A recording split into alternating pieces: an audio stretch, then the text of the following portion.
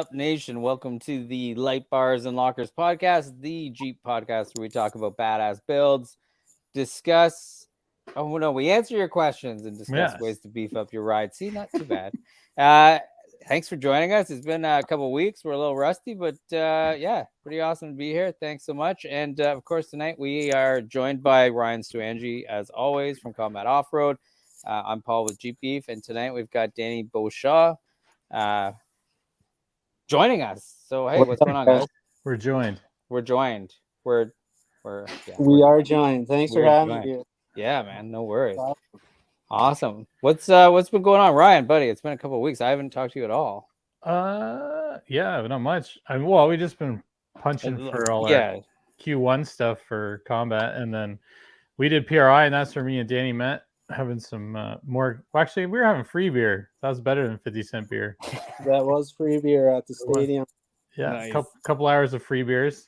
You don't end up drinking as much as you'd hope in the 2 hours. But whatever. As you'd hope. If you can walk out, you had a bad night. Yeah, we didn't get enough, but yeah, that was it was fun. Free beer didn't last long enough. No, it was tough, but still fun. Nice. Yeah, awesome. That's it. How was it? Well, for the people who don't know what it is, what is it and how was it? It's a performance race industry show. So it's mostly hot rods and race cars, and there's some pro truck stuff there, a couple, but mostly hot rod stuff and tuning stuff, and a lot of really cool tools. Actually, there's like a whole room of awesome equipment. I went there to hang out with some friends and have some meetings with some people and stuff. So, and then I cruise the show. So one of the only times I actually go to a show where I don't actually have a giant booth or something going on. So just me and a backpack, and had some of my catalogs in it and a couple of little displays, and walked around being that guy, but it was fun. Awesome. That's amazing. Yeah, met some good people. Like I said, met Danny there, and met a bunch of other cool people, and met some of my friends that were already there. And it was good. I wish I stayed a couple more days. I kind of just went Wednesday to Friday night, and then I should have stayed Friday night and stayed Saturday night and came on Sunday. This would have been more stuff to do, but then I couldn't really change my flight or anything, so that was it. Nice. Awesome. And Danny, what give us a 20,000-foot view of yourself. Give us a little background for those of you, those out there who may not know who you are and what the old driving thing. They probably know what PRO4 is, though. Yeah, I was gonna say I don't even think I said that yet. So the short track secret PRO4 driver. It's that's Danny's profession. Last year was my rookie season in PRO4 and the championship off-road series. But I've been racing short course off-road trucks since 2005 was my first year. And I started out in the bottom class, like a stock truck class with a roll cage, basically, and moved up to a superstock class, which is a very competitive class and pretty sweet trucks. And that's sort of where I made my roots in off-road, I guess. I spent 9 years in that class, but I won 3 world championship races and then 2 points championships in that class. And then, believe it or not, my parents got sick, and I took over our family business, which is sandblasting and painting. And from there, both of my parents got better and retired, and I was out of racing for 4 years. And I went to a short course race at Bark River and seen a guy who I sort of knew, and he knew who I was and asked me to drive a truck the next day, which sort of caught me off guard, but I did. And I won. Like Days of Thunder, man. Yeah, I won the next day. It really is awesome. Like Days of Thunder. That's awesome. Yeah, so then after that race, the guy called me up. I drove the truck the whole next season, and that was in a 4-wheel drive class. It's called Formula 4x4s. And we won the championship in that class with 8 out of 10 races I won. So wow. Sick, the truck man. was really good, and I was experienced, and it showed. Wow, that's amazing. Wow, so that's real. Tell the people the horsepower ranges Yeah, right. So a superstock truck, which was the class I spent my time in, that's about 350 to 380 horse. Okay. And then 2-wheel drive trucks and you got to have the original frame for the truck under it still. And then the Formula class, that was like 650 horsepower with 4-wheel drive. And then now PRO4, that's anywhere from 850 to 1,000. Crazy. Yeah, that's insane. So just there must be just a crazy like ramp of like just like adapting the skills to handle the 380 horse to 800 horse, right? This must be just wild. For sure. The super stock class is a lot about momentum. If you screw up once with 350 horsepower, everybody goes by you, and you're probably not going to catch back up with everybody. With a PRO4, there's a little bit more leniency, or you can catch back up quick if you can. Right. But yeah, it's a different feeling for sure. That's insane. Yeah, I bet. Dion says, "What's up, Dion? What's going on, Dion? buddy?" Merry Christmas. What's up, guys? Last live of the year. Harry says, "What's up, Rose? It's been a while. What's up, buddy?" I know. What's up, Harry? Harry? Yeah, we took it easy. Actually, Yeah, we're all that's doing shit, but right. we definitely took it easy on the podcast, which is kind of sad. I do enjoy them. I did miss coming on every week, so yeah, me too. We'll, I know. We'll got plans. Anyways, I was gonna say, 2023. we're back on it, but yeah, it's just crazy how many, especially over the holidays, right? Like, we were slammed, like very happily slammed, if you will, right? Like busy. That's what Our she sales said. were insane, right? I know that is what she said. But yeah, no, we were crazy busy. Like we were selling. We have like half the things on the website are out of stock right now. So Jeez. we killed it. Yeah. Now I gotta go through and reorder everything. But no, so anyone who's watching and purchased, thank you very much, because it allows us to do this kind of stuff. So amazing. So Danny, you were at the show when you met Ryan. Were you at like a booth or just no, hanging I just out? went to Mingo and check out all the new racing parts and tooling, all of it, and then just trying to meet new people to sort of, because that's what you do, I guess, when you're a PRO4 driver, which last year is my first year. I mean, I need help to do this, and it's not something I can keep doing, I guess, on my own like I've been. Yeah, right. So I bet. Yeah, I gotta meet some good people to sort of get parts or help me with parts or get the combat car going on. Yeah. We gotta sell some more combat stuff first. Right. We gotta keep building it up. Yeah, for sure. for But we sure. gotta we'll start somewhere, right? It'd be fun. Yeah, that's awesome. And so, and how does it? Well, first of all, where are you located? I'm in Upper Michigan. Oh, okay. So, all right. You say you're just about Canada.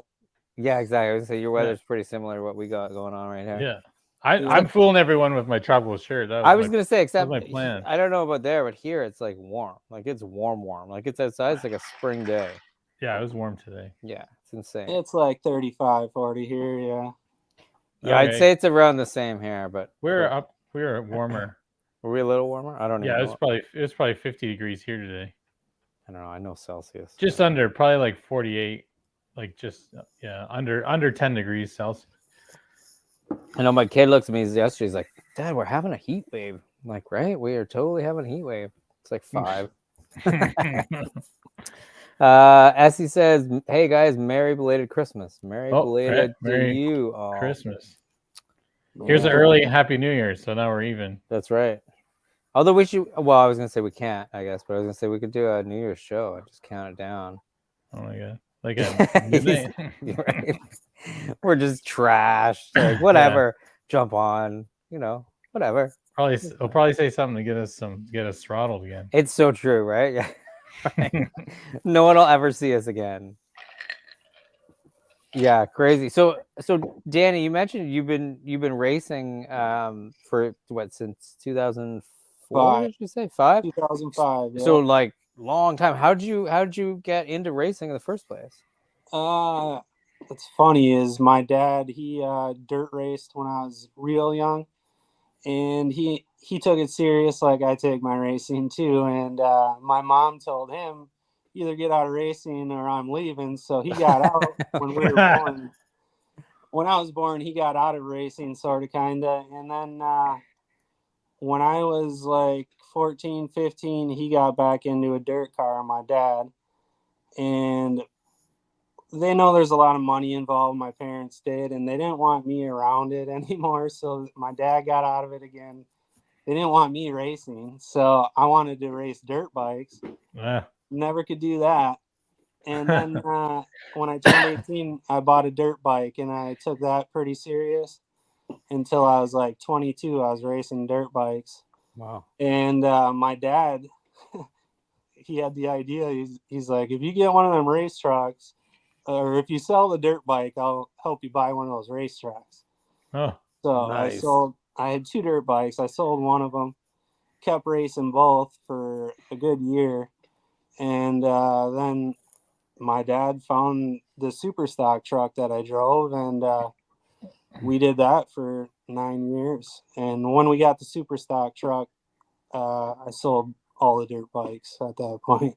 right. Nice. That's pretty awesome. Yeah. So what's it like? How do you compare the two, even like from a competitive spirit or like a conditioning, or what were you thinking? Like what's the biggest difference between the two different types of racing?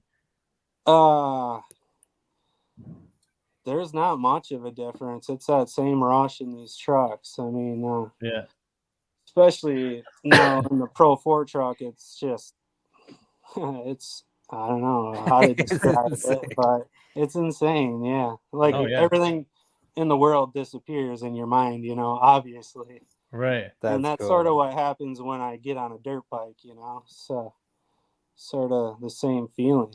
That's amazing. You got to be in a certain condition. Like I know dirt bike and motocross racing is pretty tough on you. Same kind of toughness. I didn't think so forever. And when I got out of racing, when my parents got sick there, I started working out for like 4 years. Okay. Right? And then I met this guy who's like, here, get in this truck tomorrow. Yeah. And it was like, I could just sit there and do laps all day, Yeah. Where that's awesome. In the past, I was like struggling a little bit, at the end of the race, it was like, oh, throw the white flag, Yeah. Now it's like, you can keep going because I'm in a lot better shape than I was 10 years ago, I guess. Yeah, right on. That's awesome.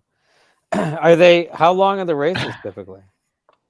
15 minutes. I believe like 8 minutes in, they throw a competition caution. And then 15 minutes in, they throw a white flag. Oh, okay. Right on. So yeah. Every track we hit is sort of different lengths. So it sort of varies how many laps we get in. Yeah, for sure.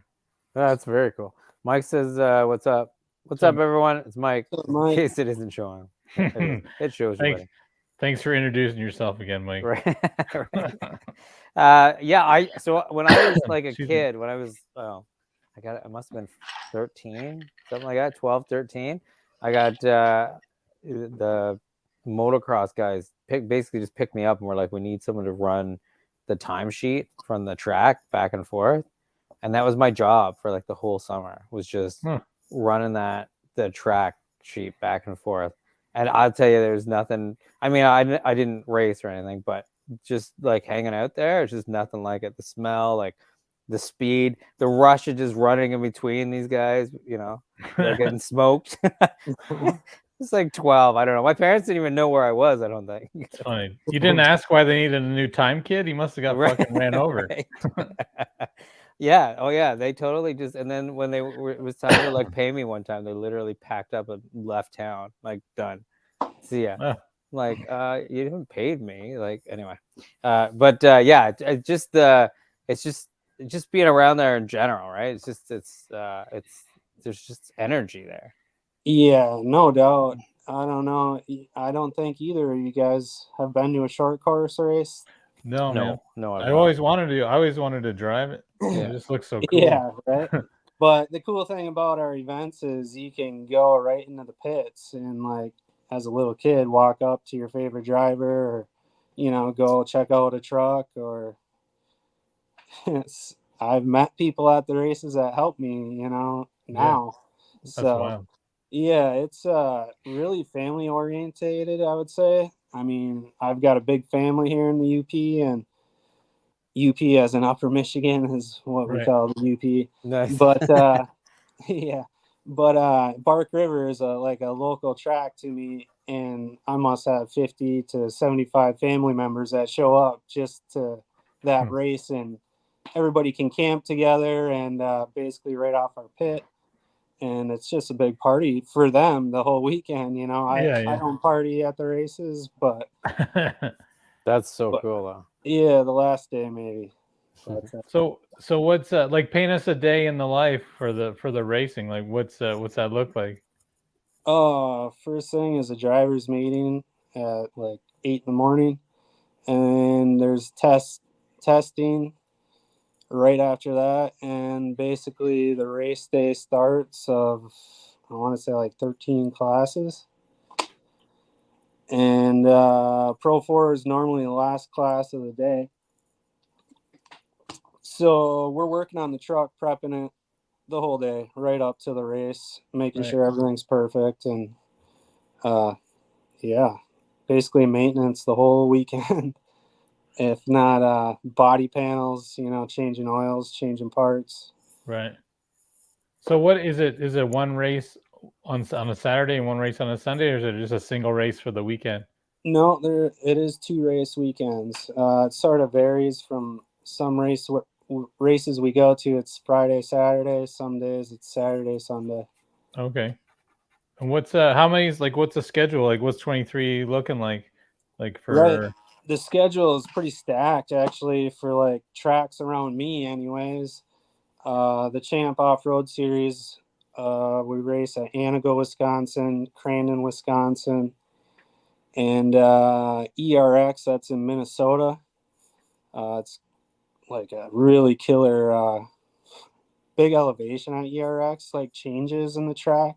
Okay. Super cool. Like, you can't see it on film so much, but you get there, it's just crazy. I mean, all of our tracks are pretty crazy, but ERX, I like that track for some reason. I didn't get to race it this year because of funding or money. Right. But and then there's another track in Wisconsin called Dirt City. That's in Lena. It's right outside of Green Bay. And then Bark River is after that, which is Upper Michigan, right by me. Yeah. And then back to Crandon again for World Championship weekend after Bark River. That's September, Labor Day weekend every year. Okay. And then the first time they're having a race in Oklahoma at the end of September for Champ Series. So that'll be a new track. So what is it, like May to October kind of thing, or? Normally the last race every year is Crandon, Labor Day. Yeah. This is the first time I've seen that we're having a race that isn't, or after that race, that is a points race too. So, but normally it's September, Labor Day weekend. And when does it start? Late May, early June. Right. That's not bad. No, it's sort of short and sweet, really hectic. Yeah, right. Because it really is sort of that's a lot of stops packed into a short period of time. Yeah, normally there's a week or two in between our races. Yeah, right on. Do you how are the other competitors? I know with like Ultra4, you know, you hear stories of like someone breaks down and another driver will stop and like help them, and you know what I mean. Like, they really are there for each other. How's that? Short course, same way. Yeah, there's a lot of great guys out there that are more than willing to lend a hand or a part or knowledge, or lots of good people. Like the guy that I drive, like the PRO4 truck that I drove last year, I don't own it. The same guy that contacted me at Bark River 3 years ago now to drive that truck, and that class, that Formula 4x4 class, they had now got rid of, and Ben Pesa is his name. He races PRO4 now too, and so do I. Oh. And he owns both of the trucks. He's bought them both since I won all those races in that class. They got rid of the class the next year. Oh, Shitty. So we had nowhere to go. And Ben almost took it personal and just started buying these used PRO4 trucks that nobody wanted anymore for really good prices. And we got some badass trucks now. So it's awesome. The truck I drive, I believe, was built for like the Traxxas team that used to race. So I mean, just top notch trucks. Just they've been sitting for a little while, and nobody ever drove the truck I drive. Like really? it was sitting in the corner, built for them, and they never used it. That's crazy. Wow. And like I put it together. Yeah, So that's amazing. Was there modifications you have to make? Because I assume now you're in a different class.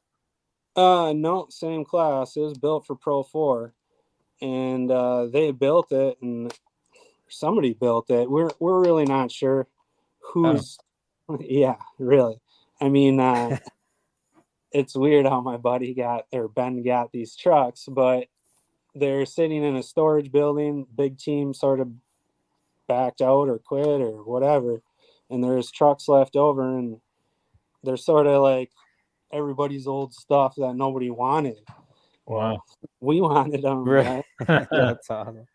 So yeah, he ended up buying 3 chassis, and one of them was like turnkey, and then the 2 that weren't, I got one of them, and my buddy Rick Ness, he bought the other one. So I've got 2 of them sitting in my garage that weren't put together at one point, and now they are and ready to race again. What's that kind of timeline to put something like that together? Like how long does it take? If you're building from scratch, probably good. I mean, myself, I'd take a year for sure. Yeah. But I'm sure other guys have better access to things. Being where I am, I'm sort of got to travel to get everything, or travel to get parts made or whatever. But about a year.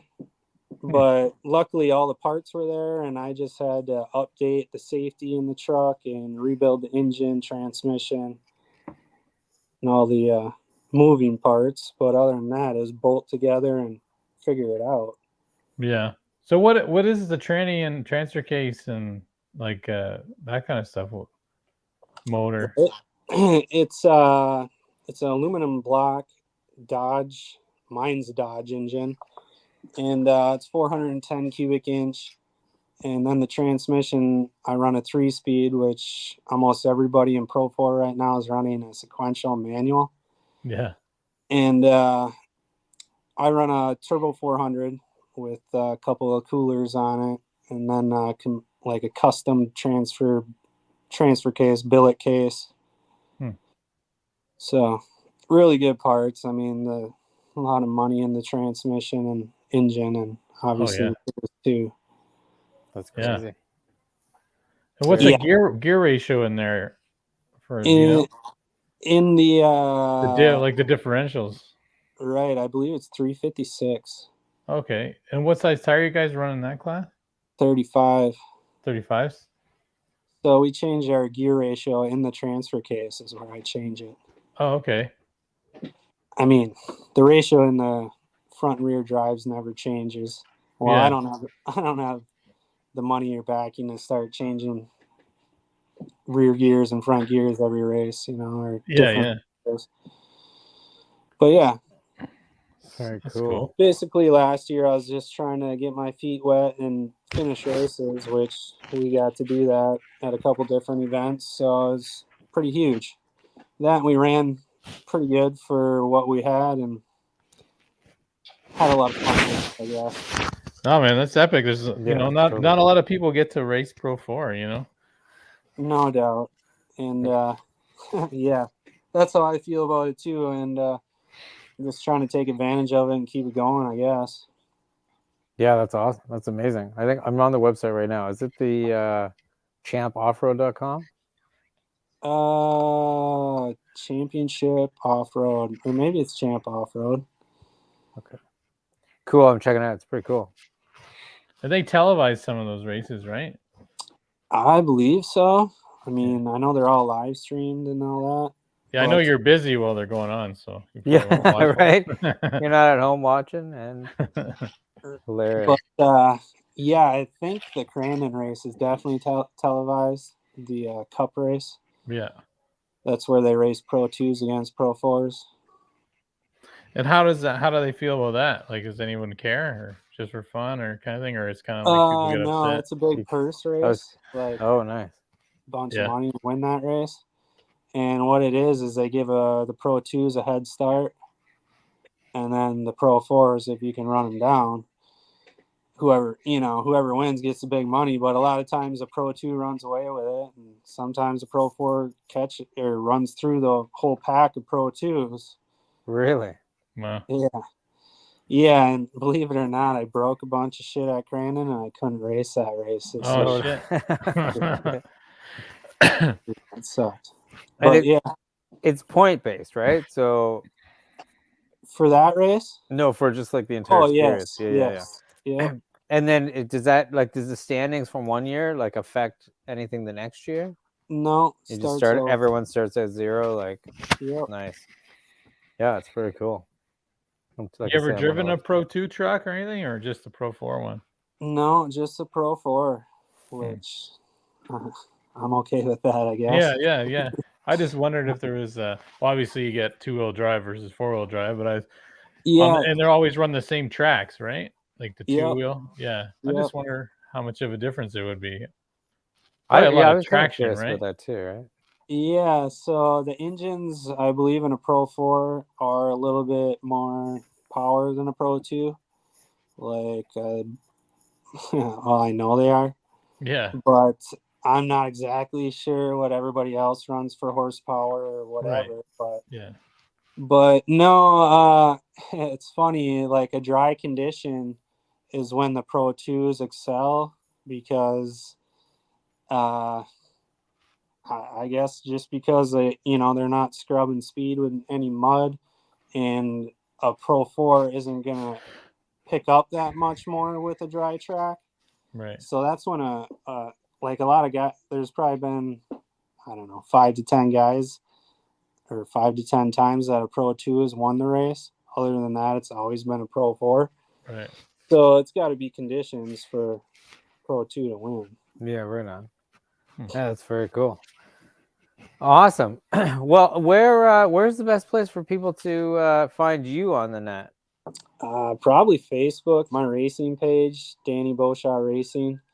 Otherwise, I've got an Instagram, and otherwise at a racetrack. At the racetrack, right? On my cell phone. Yeah, right. We'll put his number in the show notes. No, I'm just kidding. That's awesome. So 2023, you're scheduled for all of the races. Is that correct? Yeah, I mean, for sure. I mean, every guy is if the schedule's out there, but if we're gonna make them or not is, I guess, up to my pocketbook this summer. Yeah, right. I bet it's It's not a inexpensive sport by any means. No, like just going to the off-road park for the weekend is, a couple bucks. I couldn't imagine what you have to, deal with. That's insane. So, yeah, definitely can understand that being the case for sure. Right. Yeah, it's just the hardest thing, I guess, about me getting thrown into Pro 4 last year is I haven't been in racing that much because I took that break. And I don't have a tire sponsor anymore where I did, or, in this Pro 4 class, I mean, everybody's got a tire sponsor. Everybody's got a shock sponsor. Everybody's got an energy drink sponsor. And here I am with tires that we bought from Johnny Greaves when he took them off from practice, So we're just out there trying to get seat time this year. And just next year, I really want to, buckle down and get some fast laps and be competitive and be at every race. That's awesome. Yeah. Very cool. Trying to get in front of the right people. That's why I hooked up with Ryan. He knows people. And yeah, man. Yeah. Well, I got my buddy. My buddy works with Bilstein there. My buddy Brent. So we could shake his tree. He's a great dude.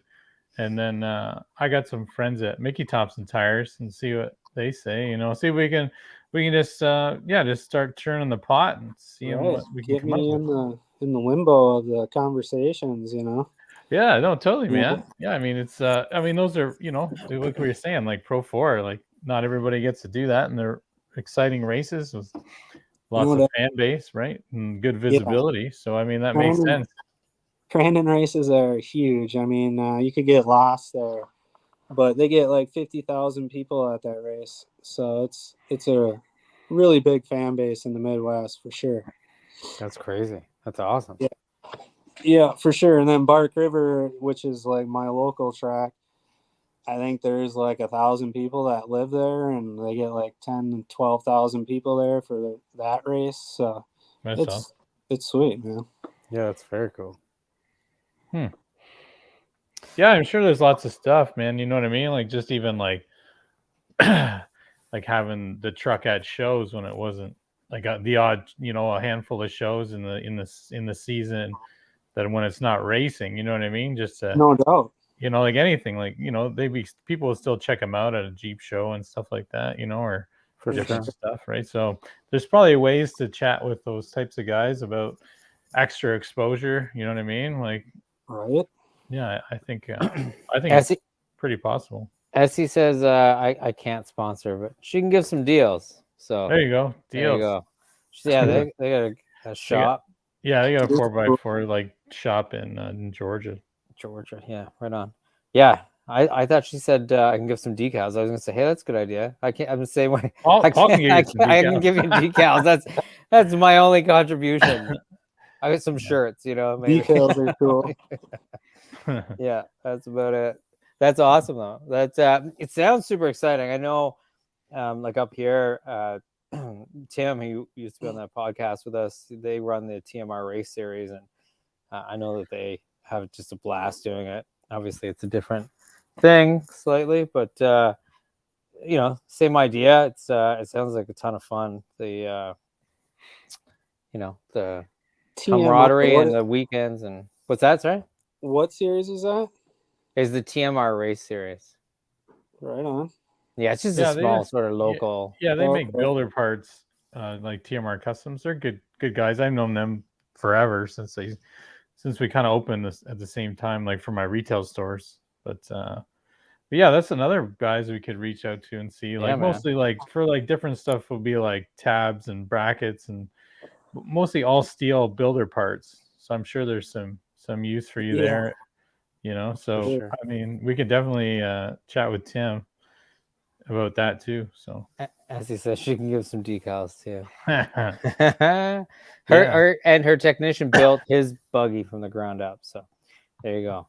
He did. Yeah. So well, hopefully, you know, if nothing else, you know, hopefully some people watching the podcast and people we know, you know, it's what it's all about, right? It's networking, see how we can help each other, and some friends, and go from there. For sure.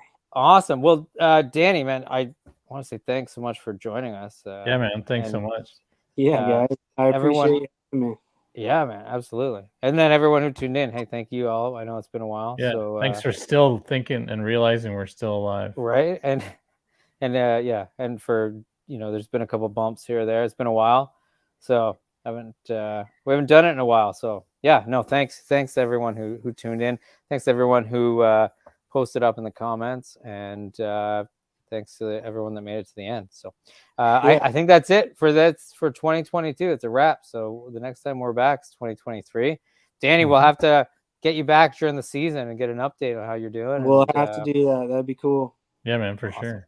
Happy New Year, fellas. Yeah, happy New Year to you. Happy New Year to everyone else too. And Happy New Year, Harry. Happy New Year, buddy. He just Happy New Year. So Happy New Year to everyone else. And that's it. We're out. Thanks again. And we'll see you probably next week. If not, for sure the week after, and then we're back. All right. Later on. See ya.